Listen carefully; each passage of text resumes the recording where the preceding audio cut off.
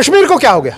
जम्मू इकट्ठे हो गया, कश्मीर को क्या हो गया? और हैपन, मैं ये सवाल करता हूं सबसे, आप लद्दाख से सबक लें, जम्मू से सबक लें, अगर वो यूनाइटेड हैं, कश्मीर को क्या हो गया आज? कि बच्चों के फ्यूचर का मामला है, आपकी इस वक्त डेमोग्राफी की चेंज का मामला है। People's alliance for Gupkar declaration कहाँ गया? और जब वक्त इलेक्शन का था तो नेशनल कॉन्फ्रेंस ने राह फरार इख्तियार की और उमर अब्दुल्ला ने अपना रिपोर्ट कार्ड जारी किया और कई पार्टियों को चौथा, पांचवा, छठा मकाम दिया। शाह साहब बहुत बहुत शुक्रिया। शाह साहब मैन आर्किटेक्चर थे जब जम्मू कश्मीर में PhD बना, और शाह साहब ने जो पहल की थी उसमें न सिर्फ गुपकार फेयर व्यू महबूबा मुफ्ती के रिहाइश गाह बल्कि डॉक्टर साहब के घर भी गए और कोशिश की थी कि कहीं ना कहीं जम्मू कश्मीर का मामला जो है वो दूसरे तरीके से सामने लाया जाए। शाह साहब, ये PhD जो है आपने आखिरी वक्त तक कहा था कि हम मुश्तरका तौर पर लाही अमल तरतीब देंगे, इसमें कहाँ तक ये सदाकत है कि ये जब भी इलेक्शन का वक्त आता है तो हमारा इत्तेहाद जो है वो साथ नहीं चल पाता?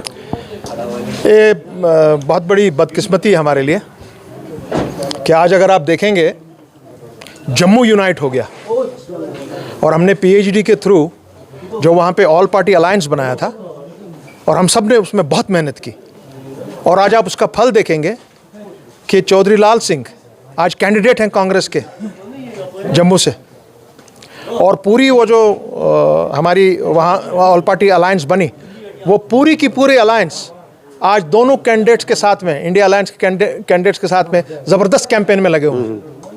दूसरी तरफ से आप लद्दाख लीजिए, लद्दाख आज इकट्ठे हो गया, करगिल भी और लेह भी, और आज दोनों वो कह रहे हैं कि हम कंसेंसस कैंडिडेट ढूंढ रहे हैं। अगर वो कंसेंसस ढूंढ रहा है, जम्मू इकट्ठे हो गया, कश्मीर को क्या हो गया? What happened? मैं ये सवाल करता हूं सबसे, और अभी भी मैं आपकी चैनल की वसादत से इतना बोलना चाहूंगा, अभी भी कुछ गया नहीं जी। अभी हमारे पास बहुत दिन है, हम बैठ सकते हैं। मैंने बड़ी कोशिश की है बैठे। महबूबा जी ने जो कल बातें की उसमें से कुछ बातों के साथ मुझे बहुत इत्तेफाक है जी। मगर एक बात उनने ये नहीं कही कि हमने ज़बरदस्त कोशिश की उनके साथ, और जो लास्ट मीटिंग हमने करनी थी 18 मार्च को, जो फारूक साहब ने माना हाँ कॉल कीजिए, हम एकदम से गए। तारिगामी साहब ने कांटेक्ट किया, मैंने कांटेक्ट किया महबूबा जी को जी, क्योंकि उस वक्त उनको जाना था बॉम्बे, तो उन्होंने कहा कि नहीं 18 को पॉसिबल नहीं होगा। हालांकि हमने फिक्स किया था उनकी रजामंदी लेकर कि 18 को 11:30 बजे डॉक्टर साहब की रेजिडेंस पे हम मिलेंगे। उसके बाद ना हुई। जब वो वापस आई, तारिगामी साहब ने भी बहुत कोशिश की उनसे कांटेक्ट करने की, नहीं हुआ। फिर मैंने दोबारा कॉल किया तो उन्होंने फिर मुझे कहा कि नहीं, हमारे वर्कर्स नहीं मान रहे हैं, पॉसिबल नहीं होगा, हम अब इलेक्शन के बाद आपस में मिलेंगे। सो दोनों तरफ से प्रॉब्लम हुई। ये नहीं कि आप ब्लेम कर सकते हो सिर्फ नेशनल, चूंकि आप बड़े वाइब्रेंट थे और आपका बड़ा रोल था इस PhD में, आप जम्मू गए, आप कहाँ नहीं गए, और कोशिश थी कि शायद नतीजा इसको लोकसभा या असेंबली चुनाव में इकट्ठे चलना होगा, हर मुश्किल घड़ी में साथ साथ चलना। हमारे लिए दो चीज़ है। नंबर एक ये है कि आपको यहाँ से वोटों की बारी अक्सरियत से आपको यहाँ से 3 कैंडिडेट्स जो इंडिया अलायंस के हों, काम तो यही था, उनको आपको पार्लियामेंट में भेजना है, and it is possible. Massive majority से भेज सकते हैं हम इनको।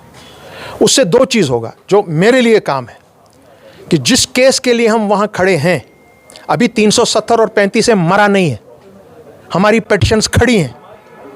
जब आप यहाँ से अपने कैंडिडेट्स को बारी अक्सरियत से कामयाब करते हैं, जम्मू से 2 कैंडिडेट आप कोशिश कर रहे हैं कि वो बारी अक्सरियत से कामयाब हों, तो आप जवाब दे रहे हैं। आज कश्मीर का बाशिंदा जवाब दे रहा है प्राइम मिनिस्टर नरेंद्र मोदी को कि हमने आपका जो फैसला 5 अगस्त 2019 को जो आपने एब्रोगेशन ऑफ आर्टिकल 370 किया, कश्मीर ने उसको रद्द कर दिया।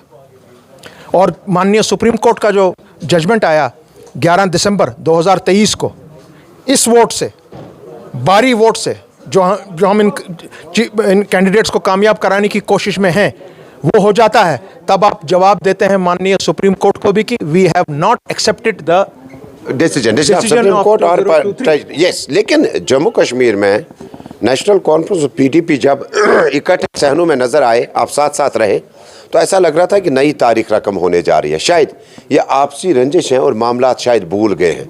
लेकिन उमर साहब ने टाइम से पहले PhD कंसल्टेशन से पहले कहा कि महबूबा मुफ्ती की पार्टी तीसरे नंबर पे है, फलानी पार्टी that's wrong. चौथे नंबर पे है। I was there, I was in the press conference. Omar Abdullah ने रिपोर्ट कार्ड तैयार किया पीएजीडी में इलेक्शन के मैनिफेस्टो बनने से, कैंडिडेट्स का ऐलान करने से पहले, और इससे क्या हो गया कि इससे पीएजीडी को तोड़ने में नेशनल कॉन्फ्रेंस ने पहले। मैं आपको सिर्फ इतना बता दूं कि जो कुछ ये हुआ बहुत अनफॉर्चुनेट है।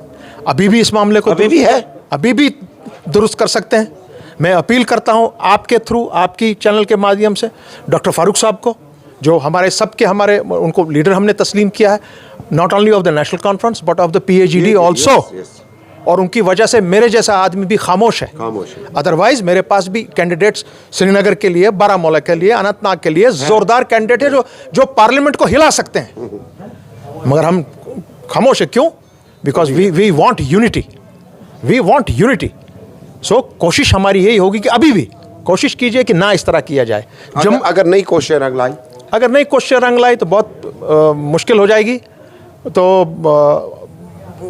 हो सकता है कि जिन बारी अक्सरियत से हम अपने कैंडिडेट्स को भेजना चाहते थे, उस बारी अक्सरियत से भेज ना पाए। तो अवामी नेशनल कॉन्फ्रेंस अगर हारना शायद पॉसिबल नहीं है। उम्मीद है कि देखते हैं क्या होता है। अब ये अवामी नेशनल कॉन्फ्रेंस एक पार्टी तो है, मुनज़्ज़म पार्टी है, कॉर्डर बेस्ड पार्टी है, शाह साहब के वक्त से अभी भी अब रूलिंग पार्टी रह चुकी है।